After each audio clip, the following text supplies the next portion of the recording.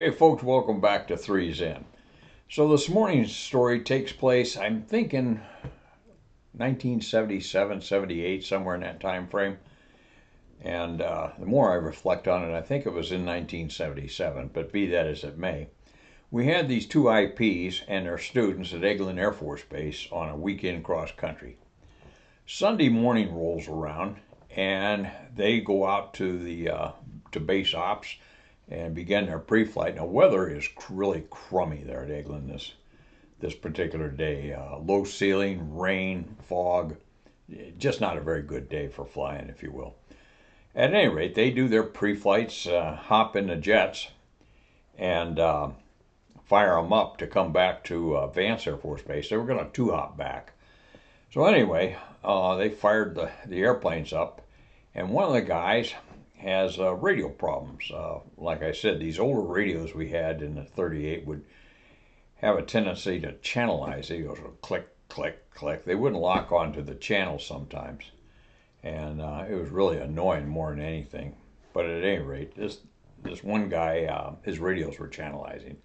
So he gets the attention of the 38 guy sitting next to him, the IP next to him, and he tells them to shut down. So they both shut down, and Charlie gets out of the airplane, walks over to the other guy, and he says, "Hey, what's the problem?" And the other guy says, "Well, my radios are channelizing." So Charlie says, not a problem. He says, "Why don't you just hop on my wing? I'll drag you back, and we'll get back to the base. Fine, we'll just go back as a formation flight." Okay, that'll work. Now, Charlie was a FAPE, first assignment IP. The other guy was prior service, and I can't remember where he came from. But he was prior service. He was a captain, and Charlie was a first lieutenant. So you got the picture there. So they hop back in the jets, fire them up again, and refiled as two-ship. Okay, not a big deal. I've done it a couple, three times myself. It's not really a big deal. So they get them fired up as a two-ship now. They taxi out to the runway. The guy with the misbehaving radios is on the wing, and he can hear some of the transmissions, and others are just completely lost. Anyway, they get permission to take off, line up. Take off and climb out was relatively unexceptional.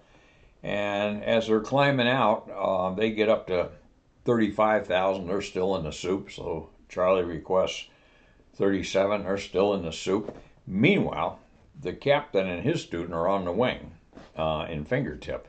Now, we try not to fly fingertip at the higher altitudes, 37,000 feet and above, just because the engines, if you're aggressive on the throttles, you run the risk of the engine flaming out, an engine flaming out. So anyway, they're at 37, they're still in the soup, and Charlie's looking up, he sees it's getting light up there, so he requests 39. They get permission to 39, so up they go. Still not in clear yet, so he requests 41.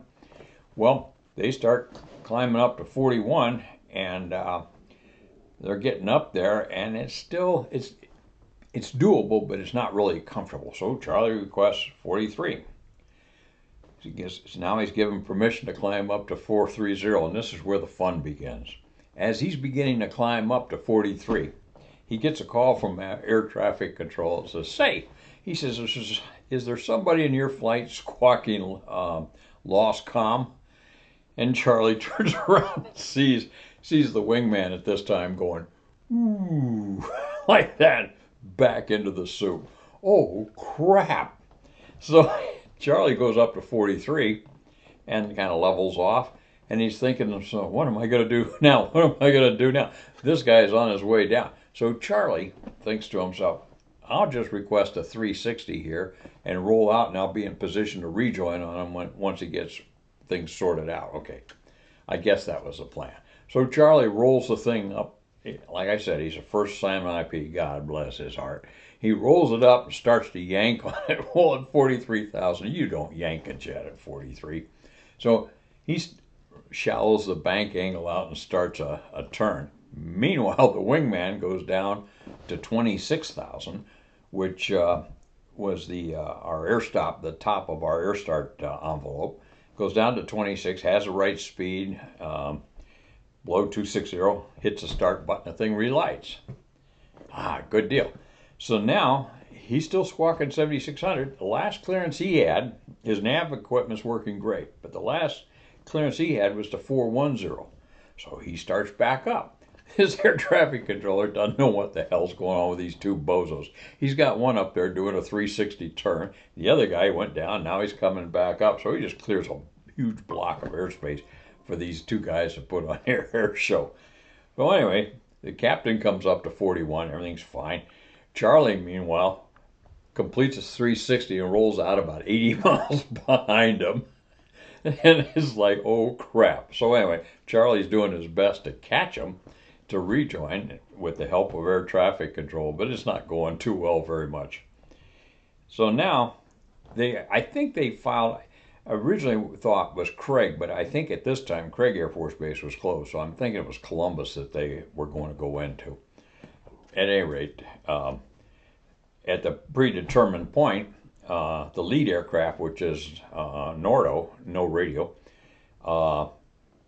flashes or whatever, his IFF to get the air traffic controller's attention that he's going to start downhill. So he starts downhill. Charlie, meanwhile, is still trying to catch him. And this guy starts downhill. Air traffic control's clearing everybody out of the way because it's kind of interesting to him. See what's going to happen here. So this guy gets down, rolls out. By the way, the weather has cleared now. They've cleared the front. So he lines up on final for a runway there, squawking Nordo, and about 10 miles out, here comes Charlie, the speed of heat, and he catches him. So he catches this guy, rolls up on the wing, gets his attention. He takes over the lead, contacts tower, they go in, pitch out, and land. Okay, that was kind of the end of it, but that made for an exciting cross country. I imagine there were a lot of things to debrief on that ride. Plus, when they got back, they had a come to Jesus meeting with Remo the Magnificent, our squadron commander at the time. At that time, I was over in flight safety at the base, so I got a little bit of a different story. But at any rate, I never would have thought of doing a 360-degree turn at flight level 430 to catch a guy. But like I said, that was kind of an exciting event there. So that's just something to kind of liven up your Sunday morning here. Hope you have a good time. Good to see everybody. This is Bubbo, Base Gear. Stop.